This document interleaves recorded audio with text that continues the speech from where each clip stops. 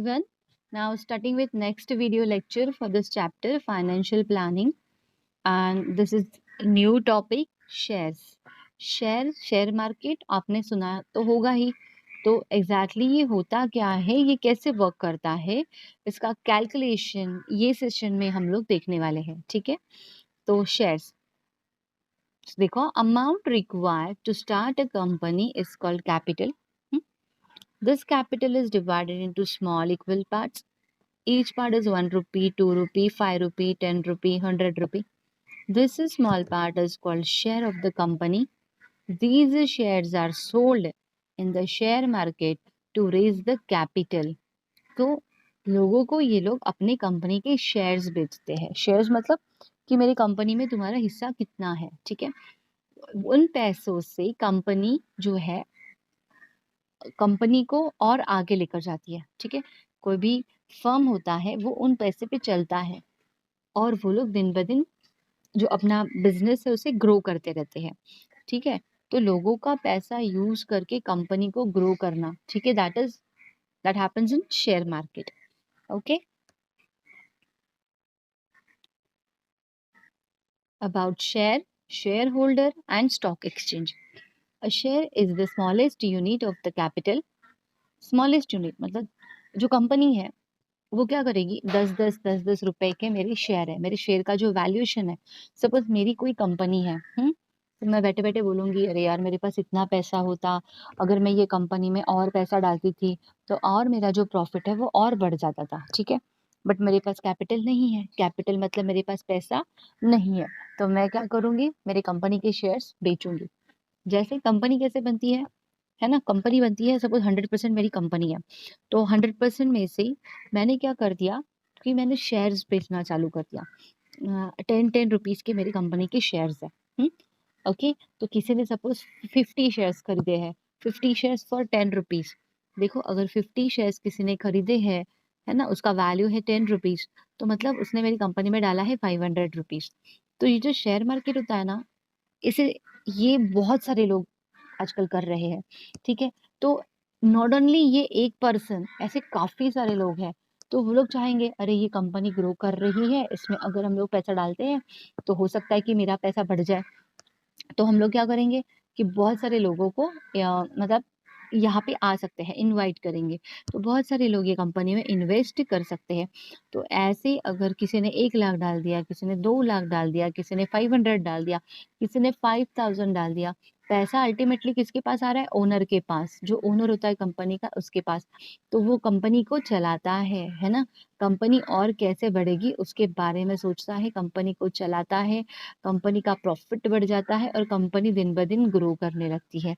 किसके पैसे से, लोगों के पैसे से. तो जैसे जैसे कंपनी में ग्रोथ होती है तो उस ग्रोथ का कुछ परसेंटेज वो लोग वापस से, जिन्होंने पैसा डाला था, जिन्होंने शेयर खरीदे थे, उनको वो लोग दे देते हैं. तो उनको क्या है, इतना पैसा भी मिल जाता है और थोड़ा सा ऊपर से प्रॉफिट भी मिल जाता है. Now this is about share. A share is the smallest unit of the capital.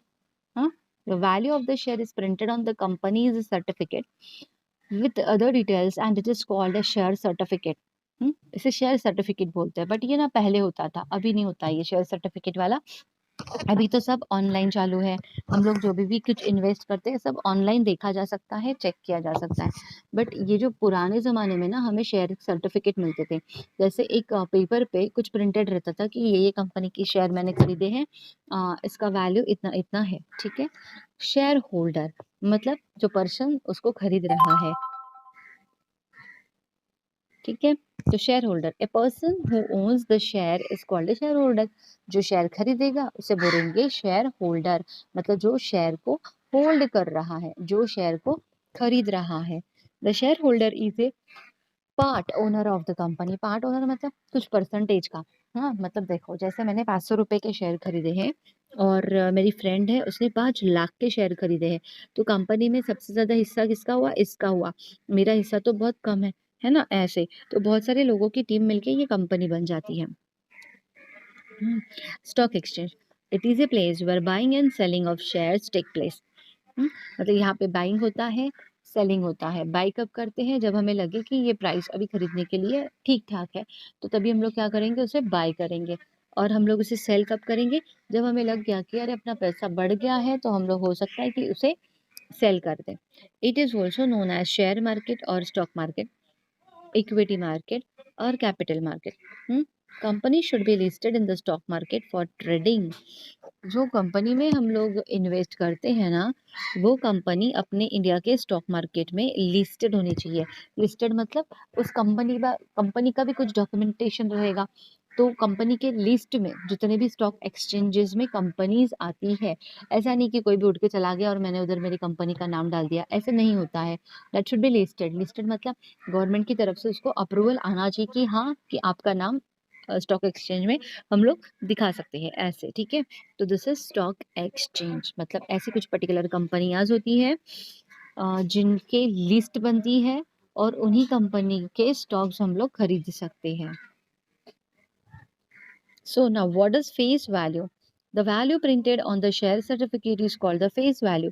Face value मतलब है ना, एक पर्टिकुलर वैल्यू रहती है कि हाँ मेरी कंपनी की फेस वैल्यू यही है, ठीक है। जैसे 10 रुपीज हो गया, है ना, तो कंपनी का फेस वैल्यू ना हमेशा वो ही रहेगा जो बोला गया है। बट मार्केट वैल्यू, जैसे कंपनी में अप्स एंड डाउन्स आते रहेंगे, ये जो फेस वैल्यू है ना, ये बढ़ते जाएगा, कम होते जाएगा, ठीक है।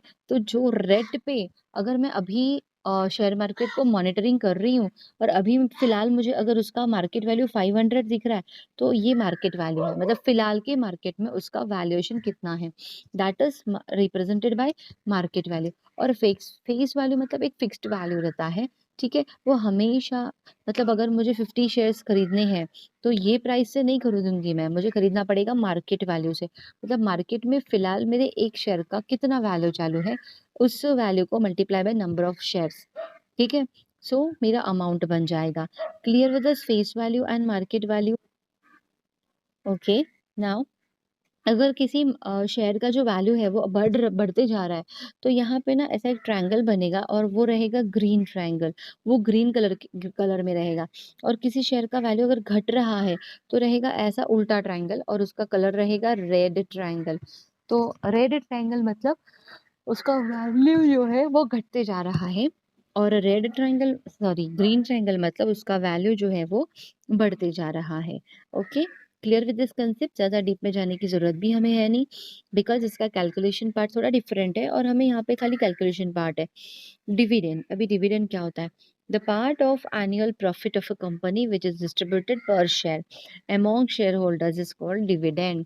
मतलब कंपनी है ना, मतलब देखो जो प्रॉफिट होगा वो अलग से होगा, ठीक है, वो अलग से। बट डिविडेंड क्या होता है कि जैसे सपोज ओएनजीसी एक कंपनी है, हाँ, और ओएनजीसी ने क्या कहा है कि जैसे ये साल मुझे बहुत प्रॉफिट हुआ है, तो क्यों ना थोड़ा थोड़ा पैसा मेरे शेयर होल्डर्स को दिया जाए। तो कंपनी डिसाइड करेगी कितना प्रॉफिट मिला है, मुझे कितना चाहिए, ओनर को कितना चाहिए, फिर पूरा पूरा सब सब्ट्रैक्शन करने के बाद हाथ में कितना आ रहा है, तो कंपनी डिसाइड करेगी कि हमारे शेयर होल्डर्स को कितने पैसे दिए जाए। तो सपोज कंपनी ने डिक्लेयर किया कि एक शेयर के पीछे मैं 2 रुपए दूंगी शेयर होल्डर को, एक शेयर के पीछे, हाँ, एक शेयर के पीछे मुझे 2 रुपीज डिस्ट्रीब्यूट करने हैं शेयर होल्डर्स को। तो सपोज किसी ने 1000 शेयर्स खरीद के रखे हैं ओएनजीसी कंपनी के, उसको डिविडेंड मिलने वाला है 2 रुपए के हिसाब से। 1000 share into 2 will give you how much? 2000 rupees, है ना, ये 1000 है, तो 2000 रुपीज उसको मिलेगा। और ये जो डिविडेंड है ना, ये शेयर मार्केट के, मतलब वो मार्केट वैल्यू से उससे कोई फर्क नहीं पड़ेगा, ये डायरेक्टली आपके बैंक अकाउंट में आ जाता है। So this is about dividend, ठीक है। तो डिविडेंड मतलब आप समझ लो कि एक तरफ से वो मतलब इंटरेस्ट की तरह वर्क करेगा, और वो इंटरेस्ट आपके बैंक अकाउंट में डायरेक्टली जमा हो जाएगा। Okay, clear with this dividend वाला कंसेप्ट? तो इंडिया में mainly there are 2 stock exchanges, एक है बॉम्बे स्टॉक एक्सचेंज और एक है नेशनल स्टॉक एक्सचेंज। तो नेशनल मतलब एनएससी और बॉम्बे स्टॉक एक्सचेंज मतलब बीएससी, ठीक है। तो बस इसका फुल फॉर्म याद रखो, BSC is Bombay stock exchange and NSC is national stock exchange. Now see this, market value का शॉर्टकट है एमवी और फेस वैल्यू का shortcut is FV. When market value is greater than face value, then the share is at premium. ये क्या होता है ना, मैं बताती हूँ, हाँ। When the market value is greater than face value, then share is at a premium. When market value और face value same रहेगा, the share is at par.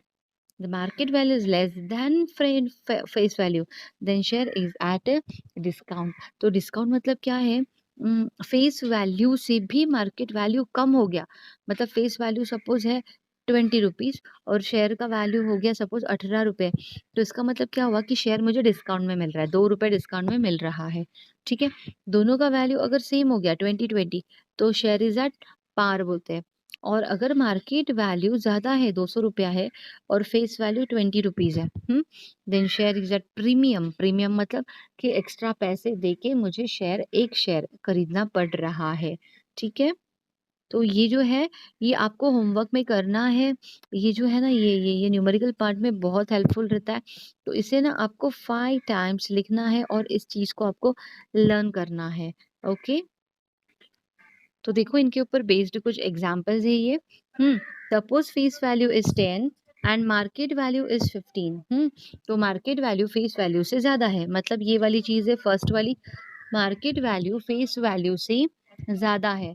तो मतलब कितने? 15 माइनस 10 5 रुपीज। तो share is at premium of rupees 5। तो share is at premium of rupees 5। ठीक है, क्यों? Because market value is greater than face value.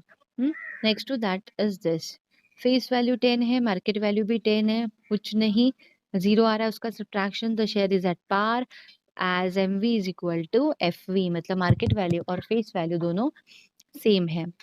Next to that, when market value is less than face value, when market value is less than face value, then share is at discount. तो देखो यहाँ पे face value 10 rupees है और market value बन गई 7 rupees. तो मतलब कम हो गई है। तो 10 माइनस 7 कितना आ गया? 3 आ गया। The share is at discount, 3 रुपए सस्ते में शेयर गिर रहा है, because face value he 10 rupees है और मुझे 7 रुपए में शेयर गिर रहा है, मतलब मुझे 3 रुपए का डिस्काउंट मिल रहा है। तो share is at discount, why? Because market value is less than face value. Okay, now this is formula sum invested. देखो ना, एक सिंपल कैलकुलेशन है। मार्केट वैल्यू शेयर की 150 रुपीज है, मुझे 10 शेयर खरीदने हैं, मतलब मेरे को पैसा कितना देना पड़ेगा? 10 इंटू 150 है ना, 150 रुपीज का एक शेयर, ऐसे 10। तो हो जाएगा 1500। ठीक है, 1500। तो सम इन्वेस्टेड मतलब मुझे 1500 रुपए इन्वेस्ट करने पड़ेंगे। ये हो गया अपने ओन लैंग्वेज में। बट अगर फॉर्मूला वाइज जाए तो sum invested is equal to number of shares into market value. Sum invested is equal to number of shares into MV, number of shares into market value. ठीक है, इस formula को आपको 5 times लिखना है, ये आपका नेक्स्ट होमवर्क है। ठीक है, 5 टाइम्स लिखो और इस फॉर्मूला को लर्न करो, बिकॉज ये फॉर्मूला हमें न्यूमेरिकल में यूज करना है। Now see, these are numericals. If 50 shares of face value 100, 50 shares है, उसका face value 100 है, each purchased at market value 120, मतलब गिवन लिखो। इसमें ना गिवन लिखना बहुत जरूरी है। तो क्या लिखेंगे हम लोग? Number of shares 50, face value 100, market value 120। Find the sum invested. Sum invested किससे लेना देना है? सम इन्वेस्टेड मतलब क्या होता है? Number of share into market value. Face value का वहां पे कोई लेना देना नहीं है, तो फेस वैल्यू से कंफ्यूज मत हो जाना। फेस वैल्यू हमें वहां पे कैलकुलेशन में नहीं लेना है, मार्केट प्राइस के हिसाब से लेंगे ना। ठीक है, मार्केट प्राइस के हिसाब से। तो जैसे ही देखो एक बेस्ट एग्जांपल देती हूँ, सपोज प्याज है। हाँ, बहुत सारे जो अपने फार्मर्स है वो अपने अपने खेतों में जो प्याज का फार्मिंग करते हैं। ठीक है, अगर गवर्नमेंट ने बोला है कि प्याज का भाव इतना है, इसको 10 रुपीज का भाव मिलेगा, बट क्या है, सब लोग 10 रुपीज में थोड़ी बेचते हैं, थोड़ा कोई ऊपर नीचे बढ़ा के, है ना। तो गवर्नमेंट ने बोला है फेस वैल्यू 10 रुपीज, बट अगर मैंने मेरा प्याज 15 रुपीज के हिसाब से बेचा है, तो मतलब ये हो गया मेरा मार्केट प्राइस। ठीक है, फेस वैल्यू डिफरेंट है जो डिक्लेयर किया गया है, बट मार्केट में क्या चल रहा है, 15 रुपए ऐसे। ठीक है, तो फेस वैल्यू एंड मार्केट, तो मेरे को पे कितने करने पड़ेंगे, जो गवर्नमेंट ने बोला है उतने नहीं पे करने मुझे। मुझे जो फार्मर ने बोला है कि मेरा पैस का जो क्वालिटी है वो अच्छा है, तो 10 रुपए नहीं, मेरे को 15 चाहिए, तो सच में अगर क्वालिटी अच्छा है तो सामने वाला 15 रुपए दे सकता है। ठीक है, तो दैट इज मार्केट वैल्यू। तो यहाँ पे हमें इस क्वेश्चन में क्या चाहिए, सम इन्वेस्टेड, कितना पैसा डाला हुआ है। तो sum invested is number of shares 50 into market value 120। ठीक है, तो 50 इंटू 120 आता है 6000 रुपीज। तो 6000 रुपीज हो गया मेरा सम इन्वेस्टेड। नेक्स्ट क्वेश्चन देखो, if you want to purchase 50 shares of market value 50, total amount to be paid, कितना पैसा भरना पड़ेगा। Simple calculation again, number of shares into market value, है ना, number of shares into market value 50, तो 50 into 50, तो 2500 रुपया मुझे देना पड़ेगा। ठीक है, 2500 रुपया मुझे देना पड़ेगा। Clear with these two numericals. Okay, now this is new concept, rate of return, ROR, and very important concept because इसके ऊपर एग्जाम में आते हैं। ठीक है, रेट ऑफ रिटर्न मतलब मुझे रिटर्न किस परसेंटेज से मिला है। अगर मैंने कहा कि अरे भाई मुझे रेट ऑफ रिटर्न 20% मिला है, मेरी फ्रेंड ने कहा मुझे रेट ऑफ रिटर्न 75% मिला है, मतलब ज़्यादा पैसे किसको मिले हैं, मेरी फ्रेंड को, बिकॉज उसको 75% ग्रोथ मिला है। तो रेट ऑफ रिटर्न मतलब ग्रोथ से वो रिलेटेड है, तो ग्रोथ ज्यादा है कि ग्रोथ कम है वो हमें देखना है।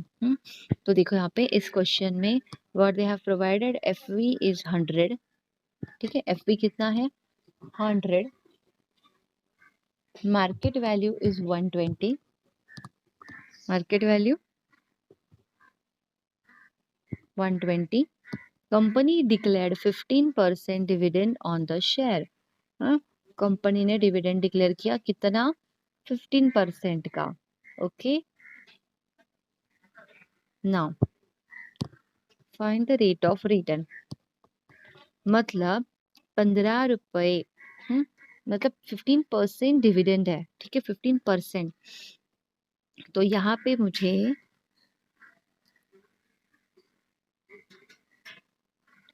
तो द रेट ऑफ रिटर्न कैसे होता है पता है कि 120, एक्चुअली यहाँ पे ना प्रिंटिंग मिस्टेक है, ये 15% नहीं होगा, ये 15 रुपीज होगा।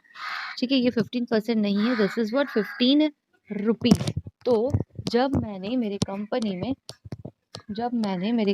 में 120 रुपीज डाले हैं, तब मुझे 15 रुपीज मिला है। जब मैंने मेरी कंपनी में 120 रुपीज डाले हैं, तब मुझे 15 रुपीज मिले हुए हैं।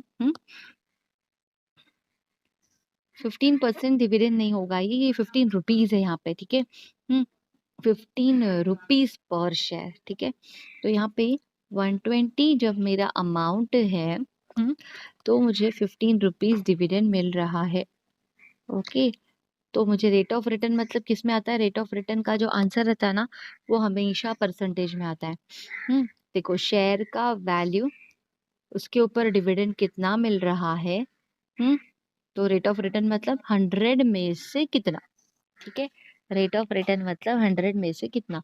तो ये मैंने एक इक्वेशन बना लिया। यहाँ पे क्या लिखना है, शेयर का वैल्यू, ये कितना आप लोगों को प्रॉफिट हो गया है, तो डिविडेंड 15 रुपीज मिल रहा है, मतलब वो मेरा प्रॉफिट है, इज इक्वल टू में यहाँ पे लिखना है 100, बिकॉज ROR मतलब परसेंटेज, तो डिवाइडेड बाय 100 होना चाहिए, और ऊपर यहाँ पे होना चाहिए x मतलब मुझे रेट ऑफ रिटर्न पता नहीं है। तो अभी हम लोग इस इक्वेशन को सॉल्व करेंगे।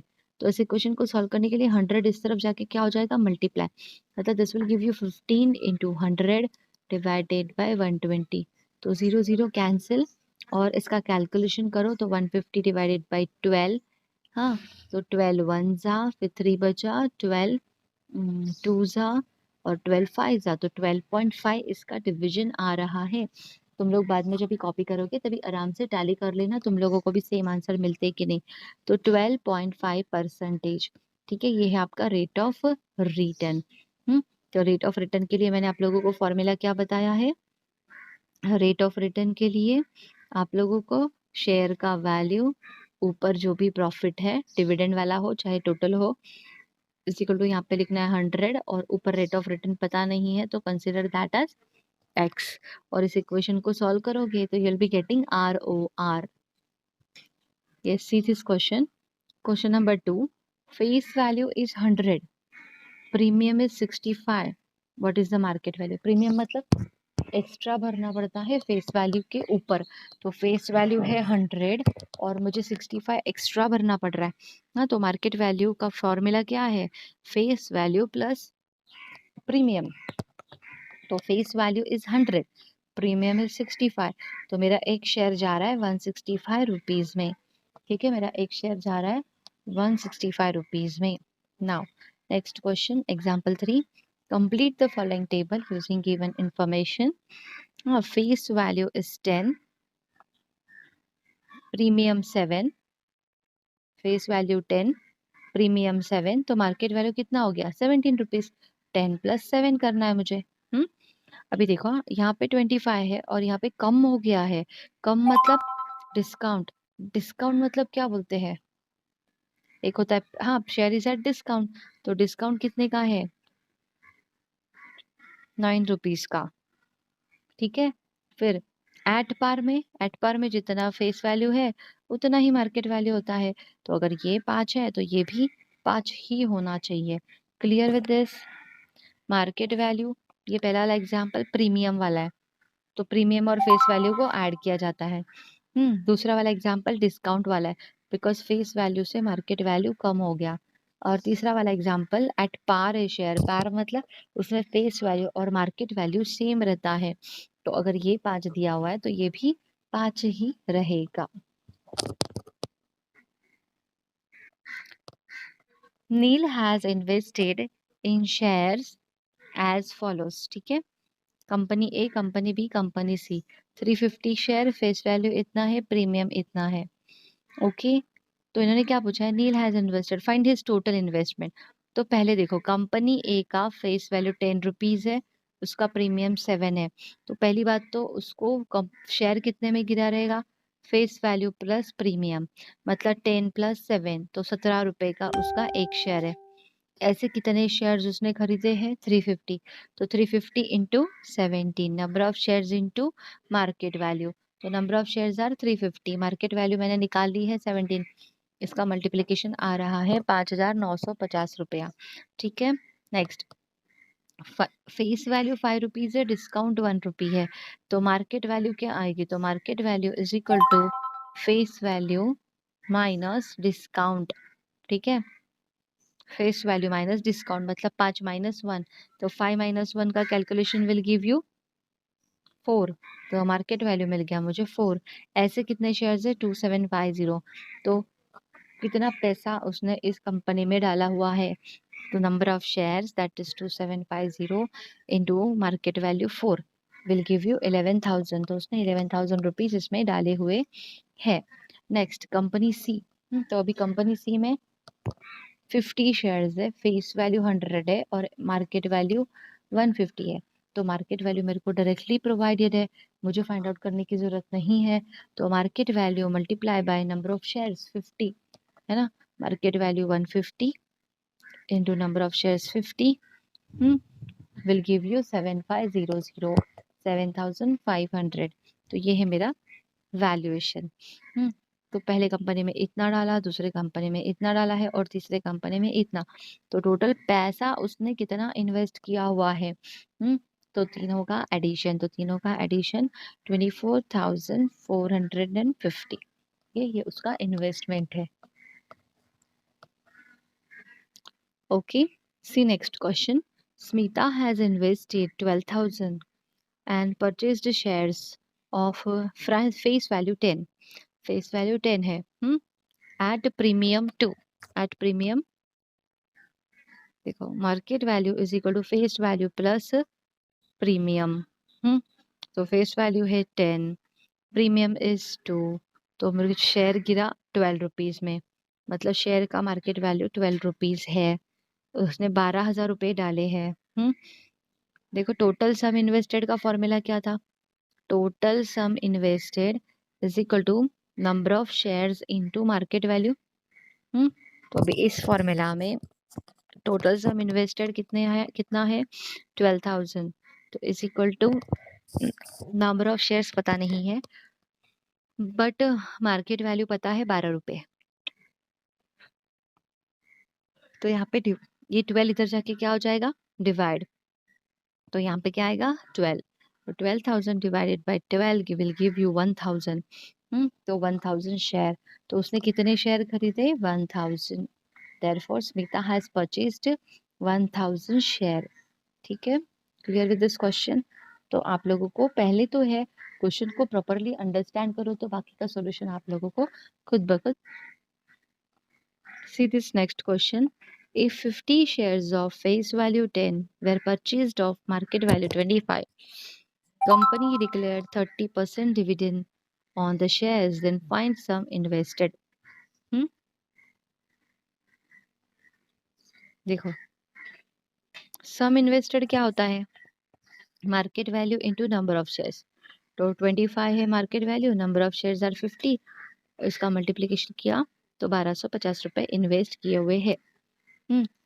सेकेंड थिंग डिविडेंड रिसीव्ड पूछा है। डिविडेंड कितना मिला 30%।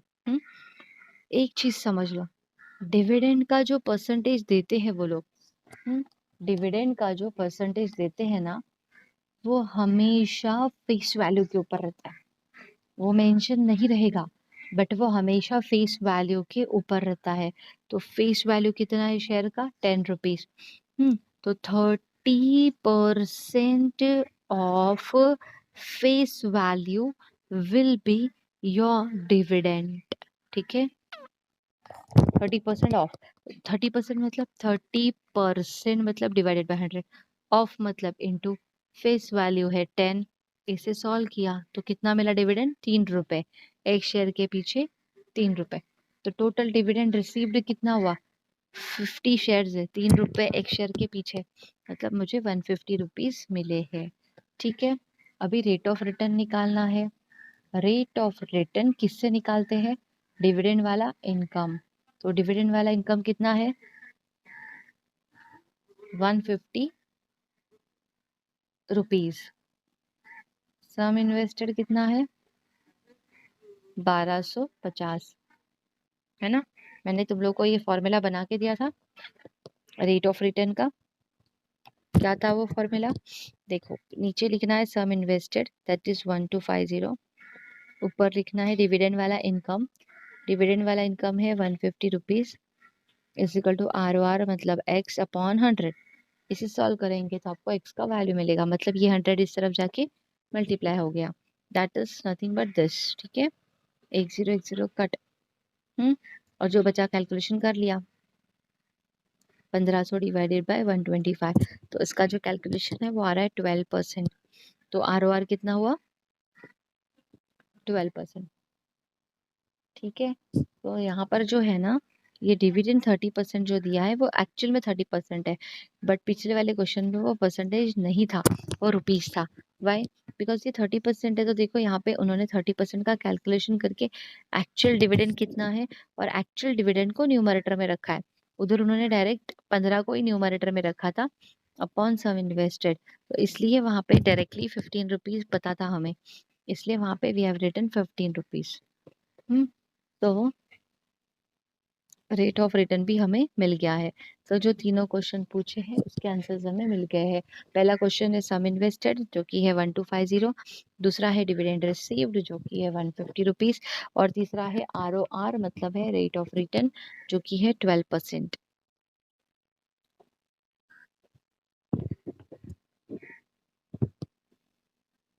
तो अभी आप लोगों को ये जो 4.3 प्रैक्टिस सेट है इसे सॉल्व करना है। सबसे पहले थ्योरी को 4-5 बार पढ़ो। आप लोगों का होमवर्क क्या क्या है, read all theory at least for 2 times, please try to understand the theory of this financial planning chapter. Next all solve examples, जो भी एग्जाम्पल मैंने यहाँ पे कवर किए हैं वो सारे एग्जाम्पल्स आप लोगों को वापस एक बार सॉल्व करने हैं। हाँ, नेक्स्ट जो भी मैंने फॉर्मूलाज आप लोगों को लिखने के लिए बोले हैं उन्हें आपको 5-5 बार लिखना है। मैं चाहिए तो फॉर्मूलाज को आपको वापस एक बार रिपीट करती हूँ। देखो, पहला फॉर्मूला क्या था? Sum invested is equal to number of shares into क्या था? Market value. ठीक है, इसका स्क्रीनशॉट ले लो। ये फॉर्मूला आप लोगों को 5 टाइम्स लिखना है, लर्न करना है। Okay, next to that, market value is equal to face value plus premium. ये कब? When share is at premium. Market value is equal to face value minus a discount. ये कब? When share is at discount. Market value is equal to face value when share is at par. ठीक है, इसका भी आप लोग screenshot ले सकते हो और इन फॉर्मूलाज को भी तुम्हें 5 बार लिखना है। Okay, now next to that, ये कुछ दिया था ना, when MV is greater than FV. ठीक है, when MV is less than FV, वो सब भी तुम लोगों को 5 बार लिखना है। तो टोटल वीडियो लेक्चर में मैंने जितना भी तुम लोग को लिखने के लिए बोला है वो सब तो आपको करना ही है। एंड विद दैट आप लोगों को ये प्रैक्टिस सेट 4.3 भी कंप्लीट करना है। ठीक है, प्रैक्टिस सेट 4.3।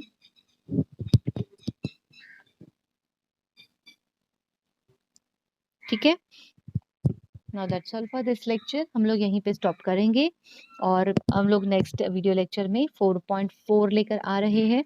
होप सो कि तुम लोगों को ये वीडियो लेक्चर समझ में आया है। कुछ भी डाउट्स है आप लोगों के तो आप मुझे कमेंट में मेंशन कर सकते हो।